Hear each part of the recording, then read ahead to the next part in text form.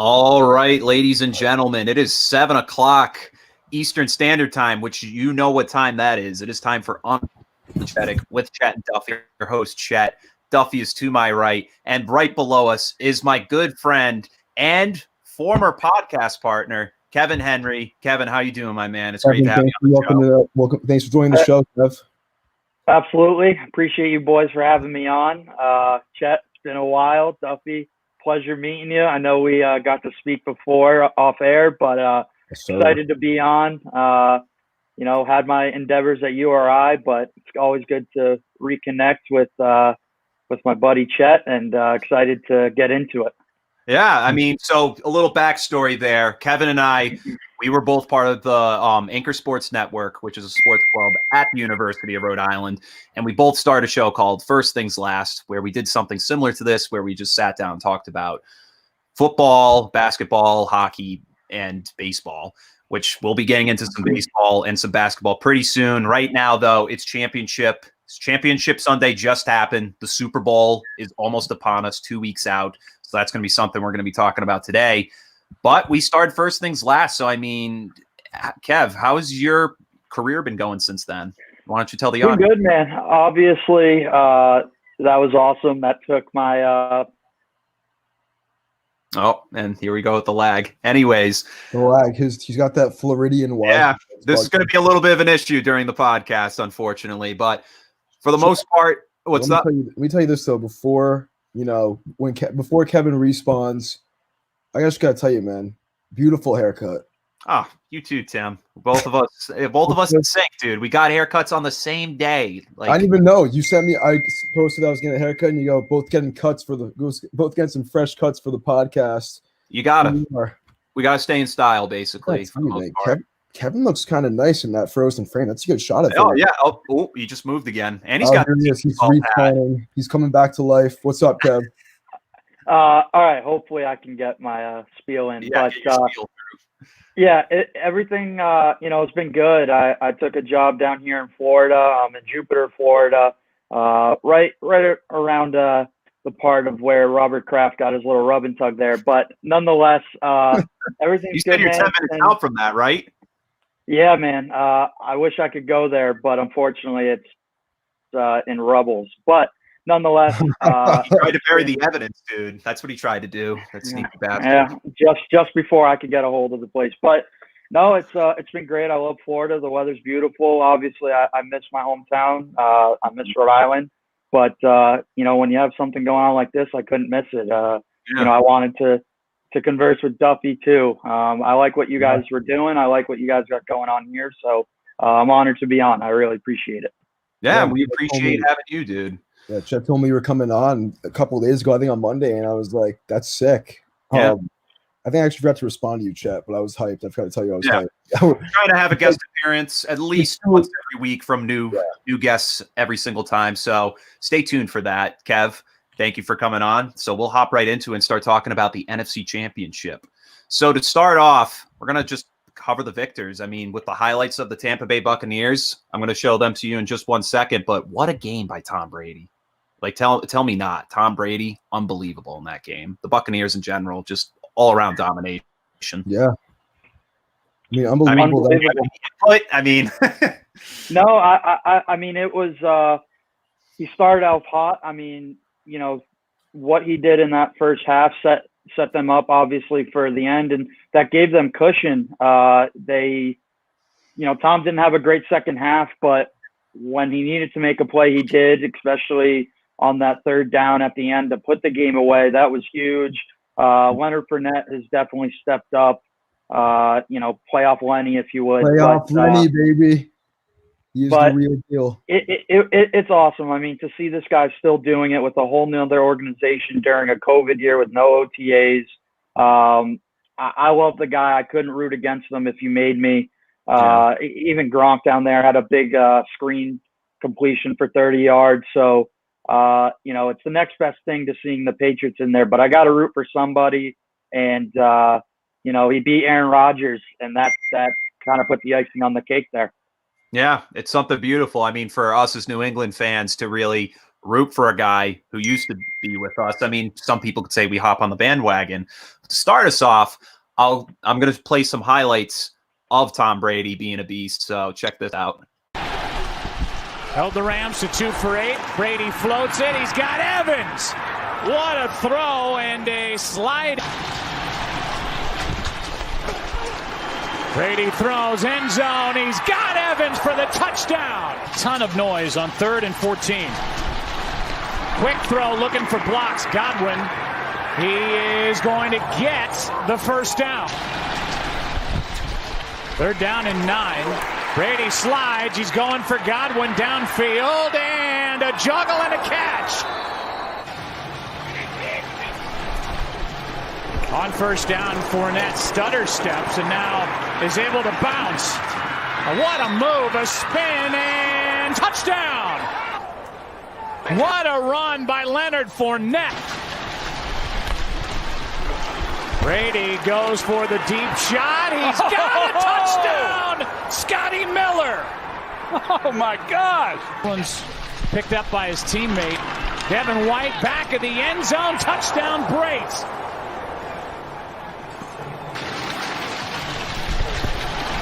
Toss to Godwin. He's got the first down and this game's over. The Tampa Bay Buccaneers and Tom Brady are going to Super Bowl 55. So, I mean, just looking at that highlight reel there, I mean, this is showing off Brady doing things that he really couldn't do in New England. When, like, I mean, the only time you could really say he was throwing a deep ball was to Randy Moss. And, I mean, you look at him now, he's dropping dimes to Scotty Miller, Chris Godwin, Mike Evans. The Mike Evans one blew me away. I mean, Scotty Miller one was even better.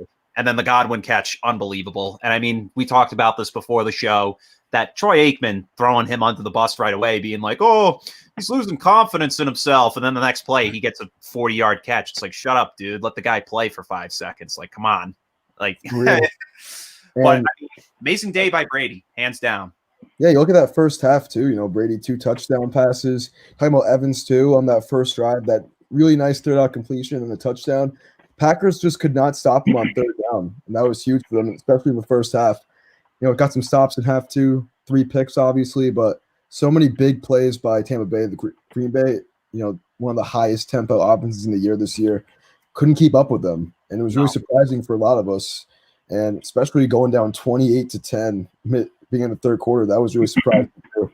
But never count out the GOAT, man. Especially on the road in Green Bay. He's playing these cold other games his whole career in the playoffs, and he beat the MVP this year, man. Went through Breeze, Rodgers, maybe even Mahomes next. Who knows?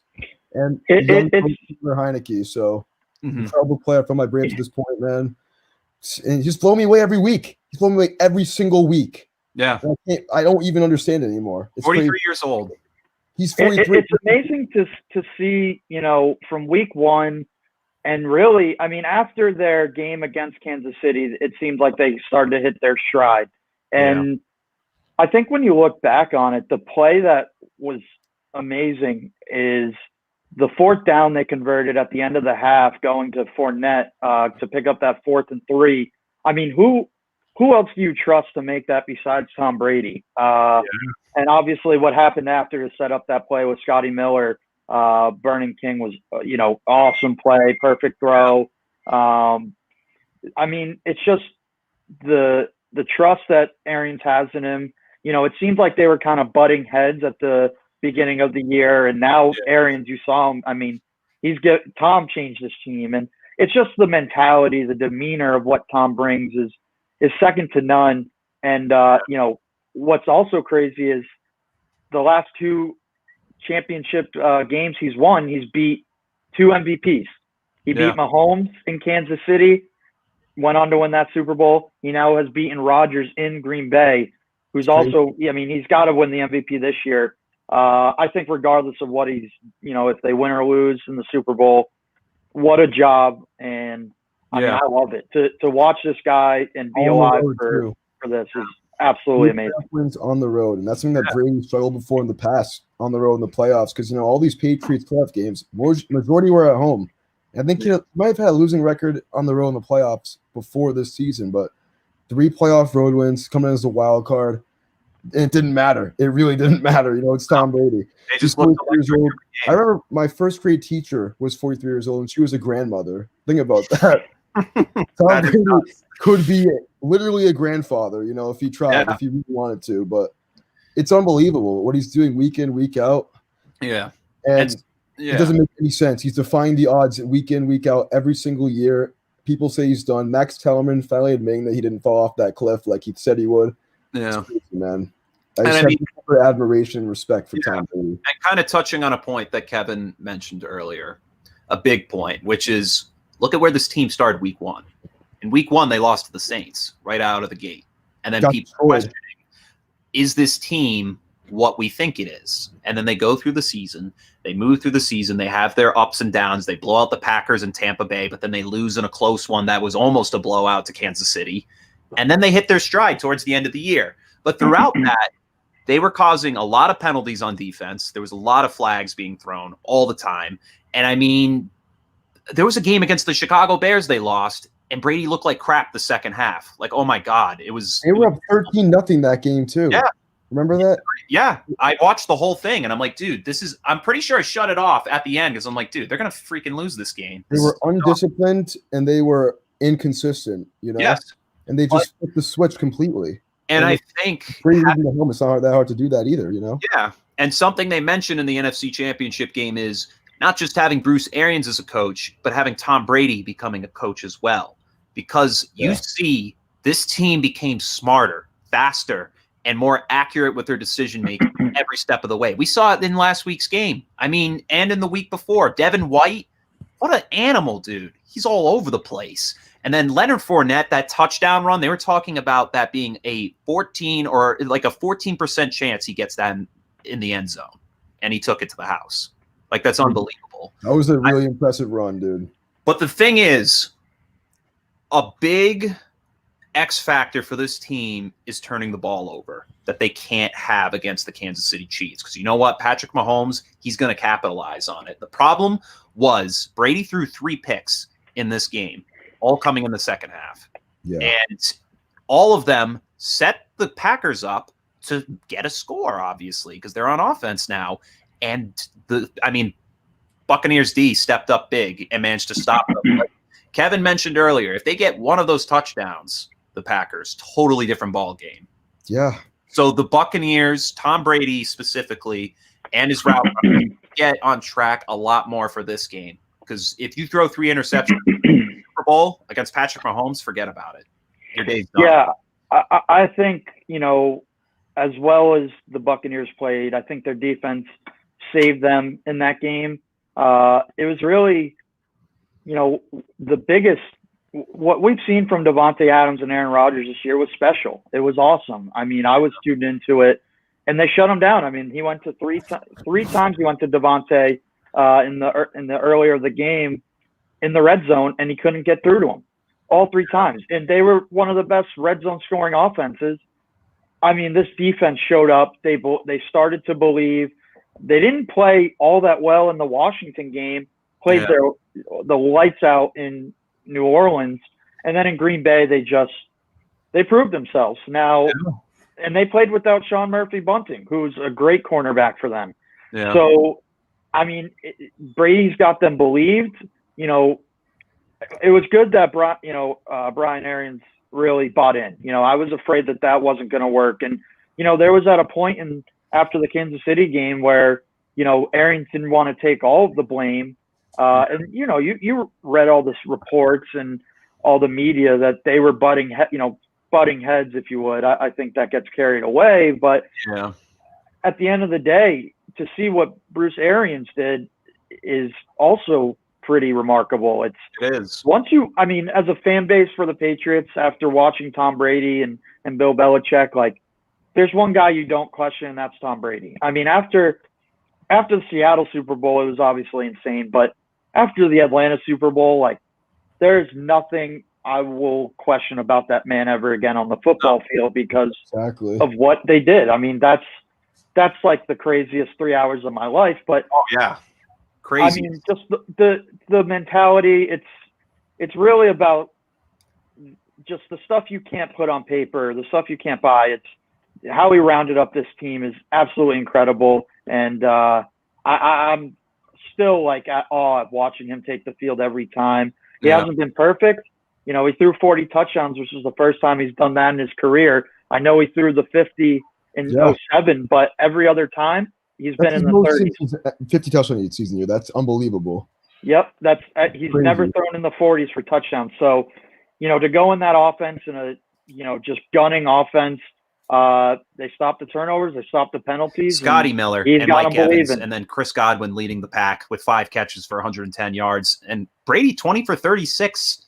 It's not great, but I mean, it was good enough to get them the win in that game. And I mean, good enough. It was good enough, dude. It was good enough. But I mean, kind of just looking at the way, I mean, Aaron Rodgers was sacked 5 times in that game. And you know what? If that pass rush is running wild with Shaq Barrett and Jason Pierre-Paul and the Ndamukong Suh really getting in on the backfield on Patrick Mahomes, he's going to be in for a world of hurt. So that's a big thing. That defense, they really need to play lights out, like Kevin was just saying. Like, if they're doing what they're doing these last 2 games, I'm not going to say they're going to have no problem. They're going up against easily the best quarterback in the league right now, and without a doubt, the best offense in the league. So, I mean, when it comes down to it, it's hard for me to pick a winner coming at Super Bowl time. I mean, we'll talk more about that once we cover the AFC Championship in a few minutes. But I mean, right now, I mean, the Bucs, I've been sold on the Bucs since last week. I picked them to win last week against Green Bay. And honestly, Tom Brady showed what type of secondary that was, because you know the saying, the wolves in sheep's clothing. I think the Packers were sheep in wolves' clothing.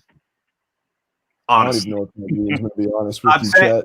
No, because, okay, you want to know what I'm saying? I'm basically saying, because, you know, the terminology with like a wolf in sheep's clothing is, you know, they're trying to disguise themselves. The Packers disguised themselves as wolves. They're frauds. They were really sheep. They were frauds this year. They're like the Falcons for the last like 10 years, you know? I had a feeling like, I'm like, this team's great, but I feel like there's something that's off about them. And I think the Buccaneers, I freaking know the Bucs showed them up on Sunday of what they truly are in full fashion. I want to ask you guys a quick question. Sure. Who would you blame is more responsible for that Packers loss? Would you put it on LaFleur or would you put it on Rodgers?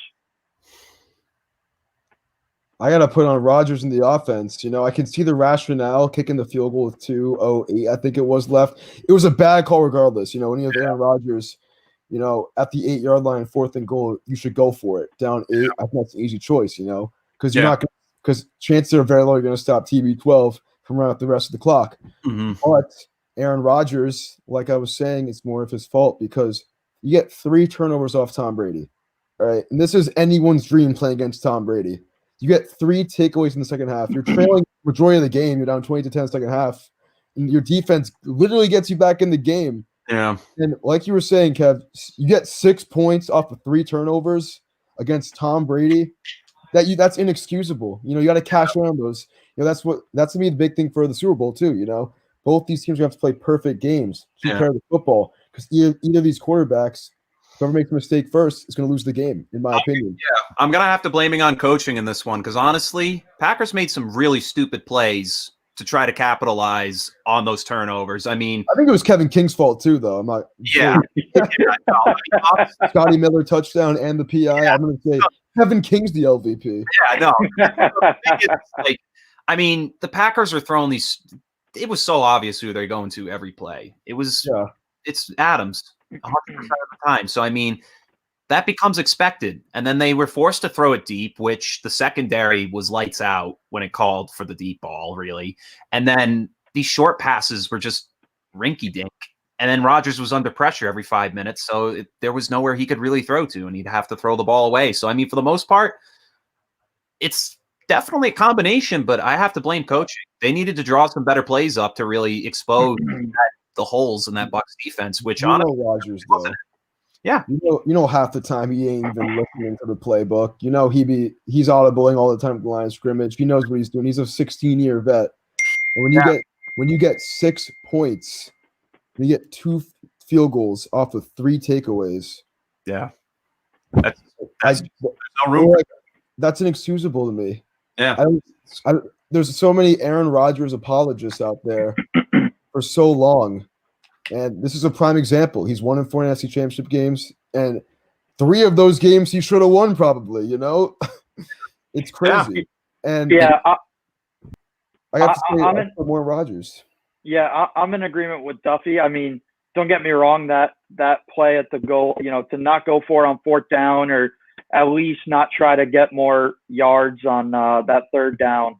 Yeah. It's tough. Yeah. And you got to look at LaFleur. And obviously, it's not just one person. That's not football. But I would put more of the blame on Rodgers. I just didn't think he did enough. And he didn't make the big plays when he's needed to. And game, honestly. Most of that. That's what separates the good from the greats. And Tom Brady, I mean, he threw those 3 picks. But like I brought up earlier, he manufactured that final drive to get the 1st down on 3 plays. And I mean, it's a bad look on the Packers. It's a bad look on Rodgers. I mean, he's been in 5 NFC championship games. He finally gets his first one at home. Yeah. Doesn't play horrible, but didn't play well enough. No, that's a crazy stat. His first one at home. He passed for 46, 3 touchdowns, and only threw 1 pick. 33 on the day. But I think I'm going to mention, though, Kev, like you were saying, they could have got more yards in those previous 3 plays. On that 3rd and goal, we all saw that hole Rodgers had. We all saw it. If you get even 3 or 4, maybe 5 yards, you're inside the 5-yard line. That's so much different than being at the 8, except for a field goal and lose the game. If Rodgers just runs that in, even after the game, he had a hole too. If he just runs that, he possibly gets 6.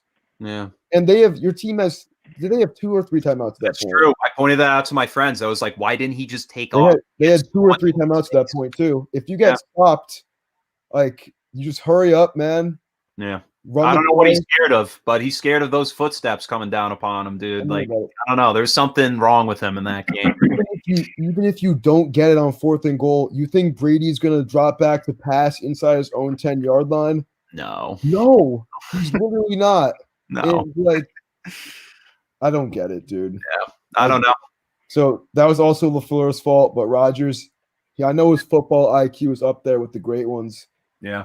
And that's a play he should have ran, because we've seen him do that so many times in the past. He has legs. He's 37 or 8 years old, and he can still move like a villain. So he could have punched that in, man. That's all I'm going to say. I mean, Buccaneers proved themselves in this one, definitely to show that they are going to be a team to be, reckoned with going down the line and going into this Super Bowl against a very tough Kansas City Chiefs team, which we're going to talk about in just a few moments. But before that, we're going to hit a commercial break, so we'll see you all very soon.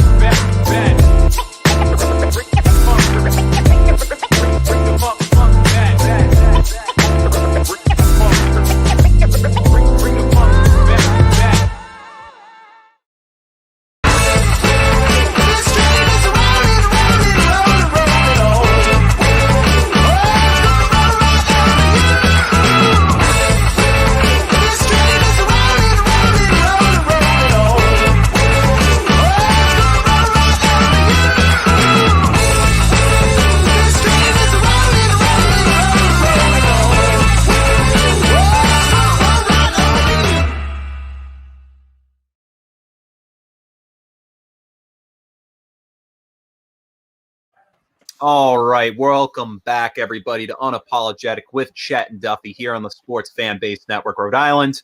We just talked about the NFC Championship game, so we're going to hop right into it and start talking about the championship game between the Buffalo Bills and Chiefs, and this was a doozy for the Bills. My God. I mean, who had a lot of life at first. They had a lot of life at first, too, man. Yeah, I mean, you look at at the end of the first quarter, it was 9-0, and I was like, maybe the Bills make it, maybe, it's just funny looking back at it. We yeah, thought honestly, had a chance, you know. Yeah.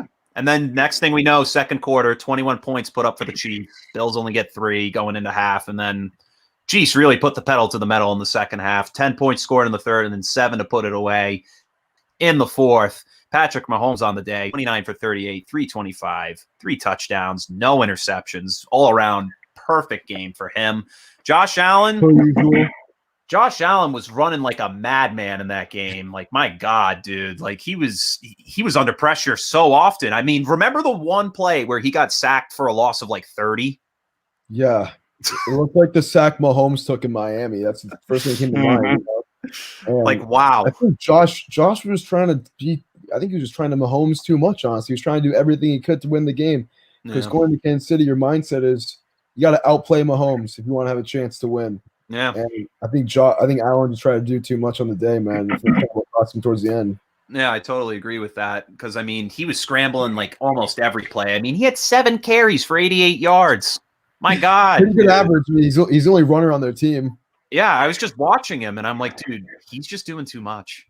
It was obviously a great season for the Bills. I think you're seeing the turning of the charge from the Patriots to the Bills, and obviously with Miami getting better, it was, almost a little too good to be true. I think when you look back at this game, obviously they got up to that 9-0 lead, but I think as plain and simple as it gets, the lights were too bright. Mahomes, he's been in this game 3 straight years now with Andy Reid, with the dynamic offense. I mean, you had Tyreek Hill and Travis Kelce each go over 100 yards receiving. That's the first time that's ever been done in a playoff game by 2 receivers. I mean, at the end of the day, the Chiefs knew what they were up against. It took an unbelievable effort from the Patriots to force overtime against them 2 years ago. Yeah. And, when you're a young team like the Bills, it's just practice makes perfect. They're going to be ready and better for next year, but you're going to have to play a much more flawless game. Their defense has been, suspect to say the least this year.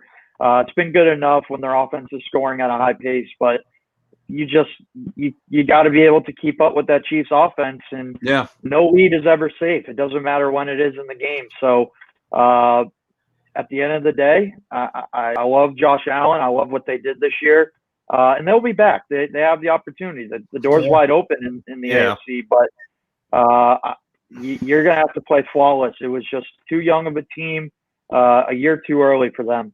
Yeah, no, I mean, I can agree with that. I mean, this game definitely went in a direction at first that I didn't expect, like we just said, 9-0. But then it went exactly the way I expected. I mean, what can I say? I mean, Mahomes doing Mahomes things. I mean, we'll check that out in just 1 second. Also got highlights of Patrick Mahomes having himself an amazing day. But I mean, it's so hard to stop Kansas City, and it's so hard to stop players like Tyreek Hill and Travis Kelce from getting wide open and both players getting 100 yards on the day. Like both players, both had multiple catches. I mean, Tyreek Hill, 9 catches for 172. And then Travis Kelce, 13 catches for 118 yards and 2 touchdowns. I believe they said back-to-back games that's happened, and that's never happened in a playoff game before. Absolutely insane. Absolutely insane. This is the most potent offense I've literally ever seen in my life. It's scary. It's really scary. It's scary. The fact that didn't happen in week 4 against the New England Patriots is beyond me. It's beyond me. I had a good game plan for that game. Somehow, with Brian Hoyer, if Cam starts that game, the Patriots might win. I know it's the whole season, It's a whole another thing. They come down the first half. It's absolutely. I didn't expect much from the Bills that game. I didn't have high expectations for them. But you can't play catch up with this team. You can't, you try to stop the long passes, then Travis Kelce's going to eat you up. But they're too fast. Mecole Hardman, I mean, he had his blunders in the beginning of the game. But, what's also, I think, is not talked about a lot is how good of a leader Mahomes is. I think he's someone like a Brady for that team where he corrals his team. He's always got their backs. And, it's easy when you have Andy Reid by your side as well. A great offensive. The first coach, which is crazy to think about, first coach to take go to championship game 3 years in a row. He did it back in 2003 to 2005 with the Philadelphia Eagles. So Andy Reid's been 4 years in a row then too. Yeah. Yeah, he's a certified stud. He's the man. His mask choices are always second to none either. But I don't understand that one. Like the other one makes him look like a stud. That was awesome. Like, he got to looks save like some room. I think someone's feeding him in there. Yeah. But his mask, it's like Andy almost Reid, like I don't even know how to explain it. It's almost like he's got bird feeder in there, I think the best one was opening night. He had the shield and it just fogged up. He just threw it. Yeah, I honestly like the face shield. I'm like, dude, what the heck? Why are you breathing so much, man? Like, come on. He's got a beautiful face, beautiful figure. A lot of the coaches were doing it too. Let's take a look though at what Patrick Mahomes. Face shield though. It did make me want to get a face shield. I might get one online tonight. I'm not gonna lie. But let's take a look. But let's take a look at Andy Reid and Patrick Mahomes putting up points on this Bills defense.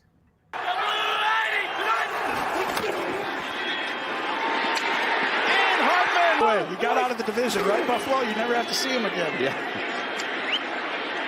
Mahomes. Kelsey. Down. Already got 6 in this game. First and goal.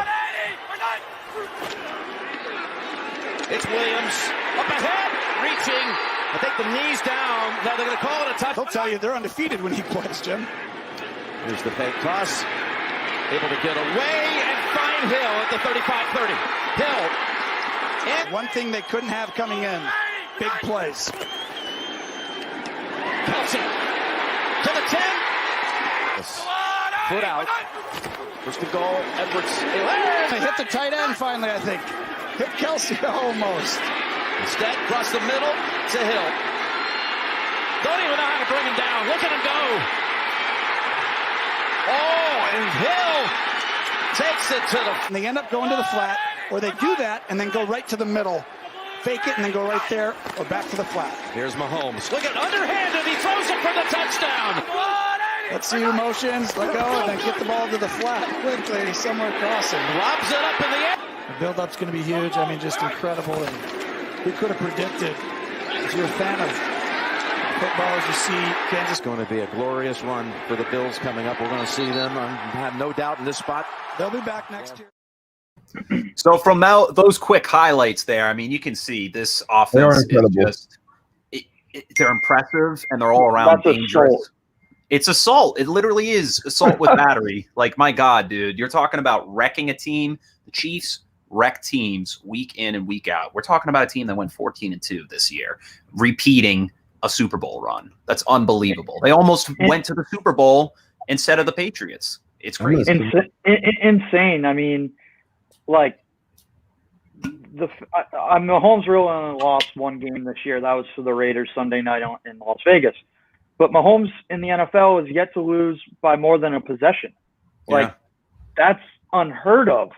And I just, it's always amazing. As much as I don't like watching them, I can't. It hurts so good. I have to watch them play. I know. I do too. I mean, it's a new dynasty in the making. Really. I mean, I know the 16-0 again. I know the Super Bowl previews after the break, but if Tom Brady does win, he'll stop Mahomes from potentially having 3 Super Bowls, which is insane. Yeah. I mean, honestly, it's crazy to think right now, because if the Pats didn't win that coin toss in overtime 2 years ago, Kansas City in the Super Bowl. I mean, this team they have what it takes to repeat year in and year out, just like the Patriots have in the past. And I mean, honestly, I almost want to go back on myself and say dynasty in the making. The dynasty is here. It is here right now. They win this year. They're a dynasty already. Yeah. Went back to be a dynasty. Think about it, too. When you said that coin toss, remember, the Pats scored that game with like 35 seconds left. And Mahomes brought down the field game-time field goal effortlessly.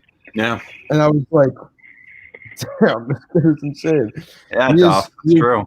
If anyone's going to become the next GOAT, I mean, this sounds kind of blasphemous for a Patriots fan, but it's this guy. It's absolutely this guy. He's the most talented quarterback I've probably ever seen in my life in terms of sheer athletic ability, leadership, ability to win games, close games too. And I heard a stat during the game. Tony Romo said the Chiefs had not won a game by more than 6 points since like week 8 or something. Yeah. And I looked at the numbers. I was like, wow, they really haven't. These guys can win in any way, shape, or form. They get up big a lot of these games, and kind of come back in. That Bucks Chiefs game back in week 12, they led like 27-10. They only won by 3 at the end. But in this game, similar to the last week against the Bills, they just cannot take their foot off the gas pedal. Against in the Super Bowl, can't do it because Tom Brady's going to eat you alive if you take your foot off the gas pedal. You have to keep scoring points, keep being high tempo on offense, and scan the scoreboard because it's going to be a high scoring affair, man. It really is. Yeah. On your dynasty point, Chris. Yes, we're in the Patrick Mahomes era, the Kansas City era, and I think they are the next dynasty. Yeah. I'm not calling them a dynasty until they win 3 Super Bowls. Yeah. Now that could very happen next year. But if you think about it, like the San Antonio Spurs, what they did with Greg Popovich and the Big Three, obviously what the Patriots did, the Warriors. I know they didn't win 3, but they were very close to it. Oh, you're right, they did win 3. Sorry about that. No, you're good. But you're good, man. Those are 5, though. That would have been crazy. You're good amongst Chet and Duff. And I think they're gonna win 3. I think Mahomes will get there. And I think if he stays healthy, that's the biggest question mark. Because if he stays healthy, this thing's going to go on for a long time. And that's why Brady's been so good is he's been healthy outside of 1 year. And that's how it goes, man. Yeah, I noticed Tim changing the background. I almost Tim. You couldn't see it, though. Yeah, no, Duff. I mean that was a good transition right there. That was a good cue. I gotta get practice with this. You guys can't see what's mad funny. But yeah, I mean, no, Kev, I totally agree with what you just said right there. I mean, it just comes down to if this team's going to execute it when it comes to game time. Are they going to execute against the Bucks? Are they going to manage to be able to secure their second title in just 2 years? I mean, it's likely, but I mean, we'll see. It's 2 weeks away. I mean, obviously, we may have a pick. We may have a pick by the end of this, but honestly, I don't know if I'm going to have a pick. I mean, I'll just tease it right now. I mean, honestly, I have no idea who I'm picking in this one. But I mean, both teams bring so much to the table. So much. And I mean, Kansas City's defense, they were lights out in this one too. I mean, the pass rush was all over Josh Allen every step of the way. They are an underrated defense. They are an underrated defense because their offense overpowers. Yeah. There's the talk of the league, the Chiefs offense. But that defense, they come up huge when they need to. We saw the Browns game. They came up huge towards the end of the game. Last week too, they held the Bills to 3 field goals instead of touchdowns, and the Bills could have easily had multiple touchdown drives, and then they held them to 3 many times. They bend but don't break. That's what they have to do against the Bucks too. Yeah, Brady's not gonna let you, force them 3 and out of possession. Brady's gonna get points on the board, but as long as the Chiefs can just bend but not break, don't let up the big play, don't let up the touchdowns. I think they're gonna win this game. Yeah. It's definitely potential there. Like you said, bend, don't break. I mean, this team has done it time and time again. I mean, if you look at week 16, they nearly lost to the Atlanta Falcons. That's a huge, 17-14. Example of them bending but not breaking. Yeah, exactly. They would have lost that game, or at least went to overtime. But Younghoe Koo wants to miss a chip shot, bunny field goal. Yeah. And I mean, regardless, this team time and time again has just put up major points on offense. They're just, like you said in the beginning, they are assault with battery. And I mean, they've got a lot of punch. It just comes down to that Bucks defense, managing to bob and weave through that punch and really deliver punches of their own. It's going to just be a fist fight till the end. And honestly, I have no pick right now for this one, really. I'm going to be honest with you. My only critique, you're good. My only critique of Kansas City is they're a big flip the switch team. Like they have all this confidence and they know how good they are. It's so nonchalant on how they do things offensively. They remind me of the Clippers from last year, where the Clippers, through the year were fixing their chemistry and whatnot, and it's a little different situation. But they got into that last, they got to the Eastern Conference semis or Western Conference, and they couldn't flip the switch when they needed to, and they lost 3 straight, up 3-1. So that's my only critique. But at the same time, nothing this season has made me believe that they won't flip the switch when they need to. Yeah. That's a potent offense, and it's just another display of what they did last week at home against Buffalo. Just Yeah, one of those absolutely. things, too, that we were talking about before the show. These guys are never out of the game. They can flip the switch whenever they want. We're talking about last year's playoff game against Houston. They're down 24-0, and they're up by the end of the quarter. It's unbelievable what these guys can do. They can score at will. They're assault, battery, murder, literally anything you want. They jam it down your throat. They really do. Jam it down your throat, and they just never take it out. It's crazy. Nope. And I mean, the thing is like we said, like keeping it grounded with this one before we get ourselves carried away. I mean, it's just the Bills, they were just running scared this game. They really were. They had just no idea what to do. I mean, you look at that play to Tyreek Hill. The problem is it's a short pass, but you didn't contain him right away. I think the Bucs' biggest factor going into the Super Bowl is containing players right away. It's tough to say with Tyreek Hill because, I mean, you look at him, he's easily the fastest wide receiver in the league right now. He also had 203 203 yards in the first quarter against them. 203 yards. Yeah. Got me a lot of fantasy points. I'm not complaining. It was a great week for me. 3 touchdowns. I played you that week, remember? Yeah, I do, actually. Thanks for reminding me. Yeah, you had him and Mahomes. But I mean, just looking at that, because I mean, him and Travis Kelce, those are two guys. Travis Kelce will just bulldoze you, and then Tyreek Hill will just kill you with his legs. I mean, look what he did. He ran through 6 defenders. None of them touched him. None of them. And then one almost got him by the ankles, and he stayed up. He had enough stamina to keep going. Pretty sure they had to put him on a respirator after that. Like, if a guy's literally going to go to the point where he is out of breath just to get in the end zone on you, you got a game plan for that. The Bills proved in this one they didn't come prepared. They were not prepared defensively for this matchup because they just got slaughtered. And there's no way they really can. I mean, the Kansas City, they can just throw everything at you, and everything you try to defend on, they have a way around it. I mean, and the play calling style from Andy Reid. You go back to that Cleveland game, and Chad Henne gets a 14-yard rush to make it 4th and inches, and they pass on 4th down to send them to the AFC Championship. Like, the guy's got big balls. And dude, looking at that Tyreek Hill play real quick, that was 71 yards. 71 yards, and he probably ran like 105. Yeah, insanity. Probably more than that, honestly. Yeah. Shifting gears to the Bills' offense, a lot of the biggest thing in my opinion that cost them this game and something they got to improve on the offseason is that they need a run game. Like you were saying, Chris, 7 carries, 88 yards for Josh Allen, the quarterback, who runs the ball. Elijah's a great runner. He's very mobile, super athletic. We know this. 6'5", huge frame. He's a great runner, man. But you don't want to get him injured. You need a running back too. Yeah. And they just couldn't. Like I was just saying, 3 field goals in the red zone. They got to capitalize their red zone efficiency. They got their game. They're really missing Zach Moss. I'll tell you that. Yeah. In this one. He's a really talented dude, but without him, it's non-existent. Against the Colts, it was non-existent. Against the Ravens, it was non-existent. They only ran the ball like 11 times against the Ravens, something like that. Against the Chiefs, pretty much non-existent. Yeah. I think Zach Moss is really overshadowing Devin Singletary by like a mile at this point. I don't think Singletary has much to bring to the table. Yeah. But I mean, and there's I heard a kitty cat right there. There's Louis. I just can't bank on him getting more than 3 yards on a carry. I never watch him run. I'm like, oh, this is gonna be a big run. It's just Devin Singletary.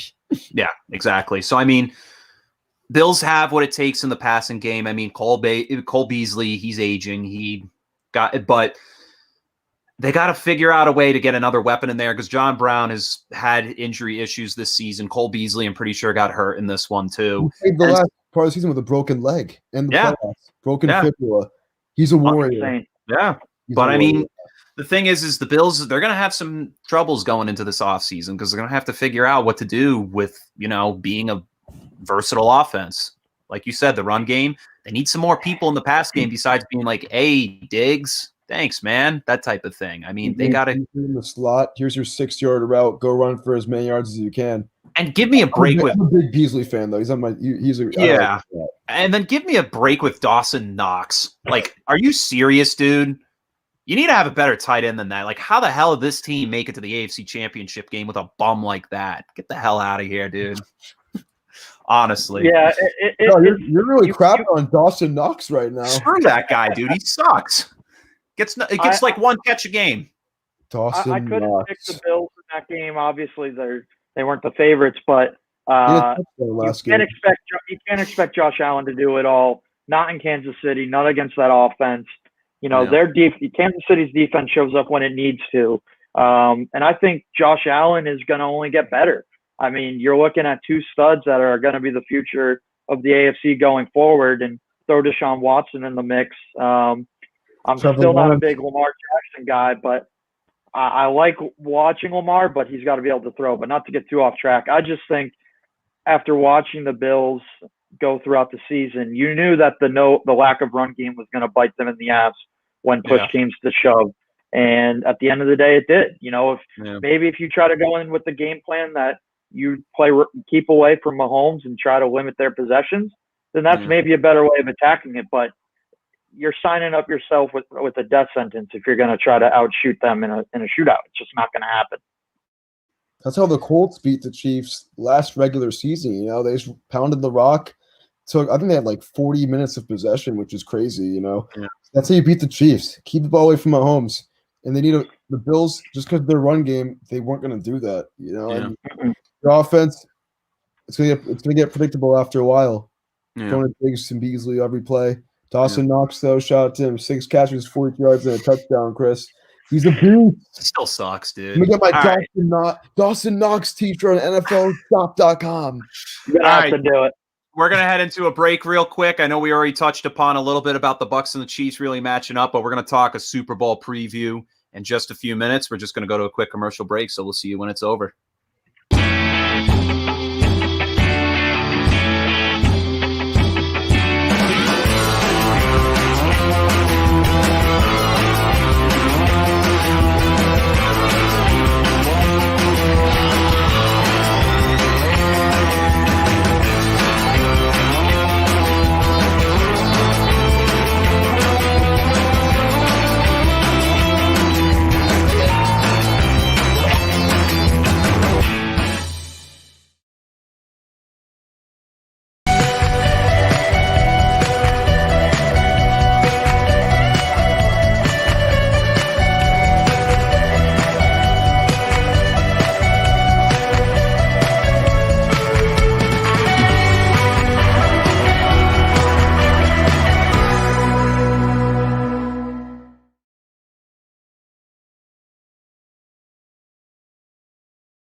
All right, ladies and gentlemen, welcome back to Unapologetic with Chet and Duffy here on the Sports Fan Base Network, Rhode Island. That was all done in one breath, by the way. Now take a breath. So jumping into it, we're going to talk about a Super Bowl preview. So right now, it's the Chiefs and the Bucs coming together in Tampa Bay, Florida, the first home game ever to be played by a team in NFL history. That's huge. Tampa Bay Buccaneers with Tom Brady at the helm. Dream scenario for the Bucs, man. It's a dream scenario, really, to play the Chiefs in their own stadium again. But the Chiefs, I don't think they're any stranger to this type of competition. So, I mean, hopping into it, I mean, what are the X factors we're looking between these two teams in this game? I know we already covered some, but let's repeat them for those who haven't seen. Who's going to guard the Chiefs receivers on the outside? Yeah. I don't know. I think it starts definitely with Louie's running amok here. It's cool. What's the cat's name, Kev? Louie. Louie. Hey, Louie. Rescue cat. And nonetheless, the defense, I think, for the Tampa Bay Bucs is an absolute must. That they have to show up, and you're not going to stop them. You got to contain them. I think that's the number one X factor, and following that is Tom Brady. But you know, in 9 Super Bowls, he's never had a first quarter touchdown. I think that's, you know, he likes to be conservative. I don't know if he can afford to do that this time around. Yeah. You're talking because get on the board early. Yeah, because I mean, like we said before, this is a team that's going to put up points every step of the way. The Kansas City Chiefs. I mean, we'll see if the Bucs defense can do what they've done against the New Orleans Saints and the Green Bay Packers in the Super Bowl against the Chiefs. I mean, it's going to be a tough one because, like we said, both receivers in back-to-back games with over 100 yards. That's an NFL record that's never been done before. So, I mean, looking at it, I mean, it's tough to say, hey, let's double cover one guy because then maybe McCole Hardman will get open or Travis Kelce will get open. It's just talking about, I mean, just having guys around to really make that tackle before that yak yardage really, well, that rack yardage, I should say, really gets going. Because, I mean, those yards after catch, they really come into big play, especially when the Bills didn't even try to touch Tyreek Hill half the time. And then same with Kelce when he made that leap at one point. With the Bucs, I mean, on offense, they just got to do what they do. I mean, maybe mix some things up because the Chiefs are going to be expecting some deep balls. And with Tyrann Mathieu really holding that secondary together, he's proven that he is easily one of the best safeties in the National Football League. So they're going to draw up some schemes to prevent that ball from going deep downfield. So Brady's going to have to mix in a bunch of different things, whether it's running the ball, giving the rock to Fournette and Jones, or just figuring out some interesting pass patterns, really. That's what it's going to come down to. Yeah, it's interesting about thinking of the logistics for the Super Bowl, where usually they get in a week earlier, do their media days. There's going to be none of that. They're getting in on a Friday. And you could say that this helps, gives a slight advantage to the Bucs. They're at home. They don't have to travel. But really, I think it doesn't really matter. It's who's going to play best, obviously, on Sunday night. And Brady's going to be on the hot seat. He's going to have to come out and perform, not turn the ball over. Because if you turn the ball over, give them extra possessions, this game's over. They're going to have to win the turnover battle. They're going to have to be able to run the ball. Fournette's going to have a big part in this offense. It comes down to execution. It comes down to who's more prepared. I think they're both going to have great schemes going in, but the matchup I'm excited to watch is Todd Bowles versus Eric Bieniemy. I mean, that's going to be really where you're going to see the difference. I mean, that's the game. The Chiefs are going to do what they are going to do on offense, and it's really what it comes down to. Yeah. I mean, it's going to be an interesting matchup for me is going to be Devin White and Travis Kelce potentially. Because, I mean, they're probably going to have a linebacker on him. And Devin White, he's a pretty built dude, but he's quick as hell. So, I mean, they got to have someone quick or some safety help over the top to really give him a chance to really shut down Kelce, who's, like I've said before, once again, over 100 yards last two games. Unbelievable. Tyreek Hill, you might have to disguise some plays really to really make Mahomes throw it in a spot where he can make a mistake. But even then, Patrick Mahomes has proven that he's easily one of the smartest passers in the league. Or even one of the most accurate. Drops dimes everywhere, man. Don't know how else to put it. It's really hard for us to predict something like this. Yeah, and this game is going to be huge. This is poised to be the best Super Bowl we've ever watched. It has all the headlines as young GOAT versus the OG GOAT. This is I've never looked for a Super Bowl more than this game. But it comes down to a lot of things. Like I said, who's going to guard the Chiefs receivers on the outside? Last time we saw these two teams play, Tyreek Hill, 13 grabs, 269. And I think it was 3 touchdowns. 3 touchdowns. Both these teams did not run the ball well last time, albeit the Bucs were playing from behind most of the game. They had to throw the ball a lot. Brady, 3 touchdown passes, 2 picks in that game too. But, neither of these teams ran the ball well. It's going to be a huge X factor. Switch it up a little bit. You can't play the same way you did back in Week 12. Yeah. And the Chiefs, similar to what the Bills did on Sunday, they're going to have to play against the deep pass, play against the big play. Put your safeties back. Because the Bucs have to do that because the Bucs run defense is elite. Number 1 in the league this year. They're going to have a huge time stopping the run. Darrell Williams has been nice these last couple of weeks. Clyde Edwards-Helaire still nursing off that injury. Chiefs going to be passing the ball a lot, and we saw that last time they played. 462 yards. Mahomes, which is crazy. I think we're high too. Yeah, I think you're going to see Brady take a page out of Belichick's book in his offense, where they're going to have to be methodical about their offense. Yeah. You want to keep the ball away from Mahomes, and you want to use the run game. And, you know, if you get into that Bruce Arians type of offense, that's where the turnovers are going to happen. So I definitely know if they turn the ball over 3 times, that Steinfield deliver, the game's over. Game's The Chiefs are definitely going to score a touchdown, if not all 3 times. Yeah. You know, if I were to make a pick, you know, I don't see myself being on here before then again. I'm going to go 31-27 Chiefs. I think they're going to be too much. I hate to do it. My heart's with Tampa, with Brady, but I don't think they're going to be able to stop Mahomes when they need to. And I think it's going to be a good game. I think it's going to be close, but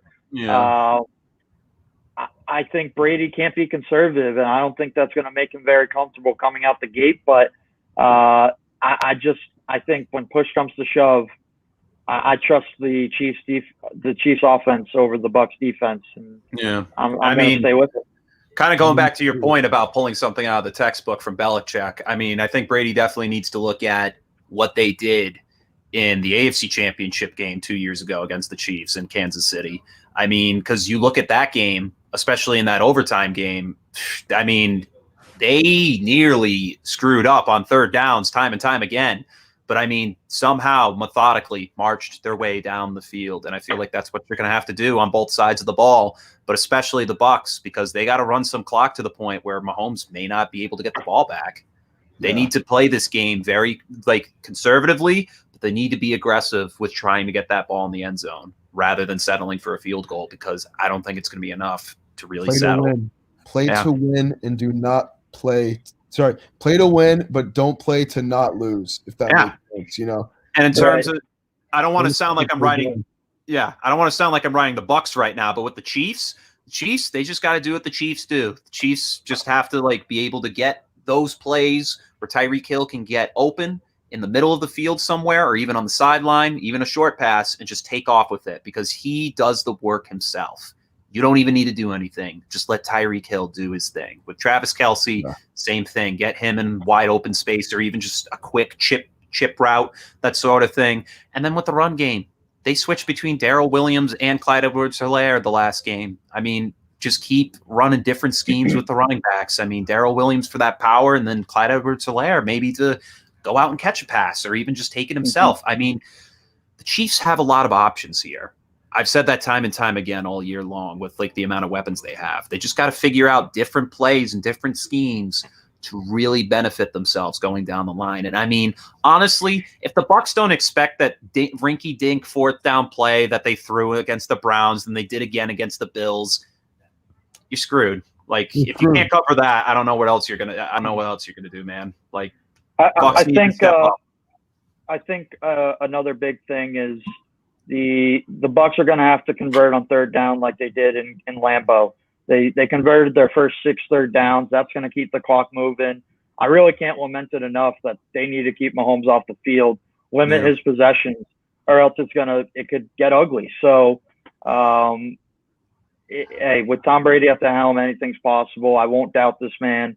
I definitely won't put my money on Kansas City. I can't do that. But if it's too early. If you held, but if you're making me, pick, I'd have to go with Kansas City as of now. But I'll be wearing my TB hat and rooting for the GOAT. Yeah, I'll be wearing the jersey too. I'll be wearing the merch I got for TB. Yeah, I mean, last year on First Things Last, I predicted the San Francisco 49ers were going to win the Super Bowl the first week. And then the next week, I did a 180 and was like, nope, Chiefs are going to win, hands down, Chiefs. And that's what happened. So I ended up being right. But I mean, this year, I'm not going to say the first week. I'm going to take time off, let this marinate a little bit in my brain. And then once Wednesday comes, that's 2 days before the teams actually fly into Tampa, I'll have a pick. I'll have a pick next week at 7 p.m. Probably not 7 p.m., probably similar to this time. We'll talk a week later. I will also save my pick for next episode just because, I wants me to talk about next episode. If you've been listening to me, you probably know who I'm going to pick in the Super Bowl, but I'm going to save. I'm going to keep everyone on their toes. Yeah. That's the only thing we can do. I love Tom Brady to death, but you know what? Chiefs have a lot that they bring to the table as usual. So a lot to think about here in this one. And I mean, we'll see what happens as of next week when we actually come back and think about it. But this will be the best quarterback matchup in Super Bowl history. I totally agree. You couldn't have drawn it up any better, really. I mean, you look in the past with some of the matchups, and I mean, I think this one really does take the cake. So I'm really excited to get into it next week. But Kevin, thank you for coming on to the show. It was really huge having you on board for this week. Appreciate it, Kevin. And we'll definitely have you on again, man. You bring a lot to the table. Great discussing sports with you. Hey, boys, appreciate it. Hopefully I didn't ruin it, but Get out of here. I love talking to you guys. Duffy, pleasure meeting you, bro. Let's go Bucks. I mean, it hurts so good as a Patriots fan, but can't not root for Tom and Gronk. And I also hope it lights a fire under Belichick's ass because we got a lot of work to do back up in New England. So thank you guys. Keep up the good work. You're killing it, boys. Oh, thank you, man. No problem. And we'll talk more about Patriots offseason as the weeks come. But as of next week, we will talk about the Super Bowl and, of course, other headlines in the sports world coming out from NBA to MLB to NHL. We'll jump into those. But thank you all once again for tuning in to Unapologetic with Chet and Duffy. And we'll see you all next week at 7 p.m. Go Pats and go Bucks and go Tom Brady, baby. Yup. See you guys all next time. Later, boys.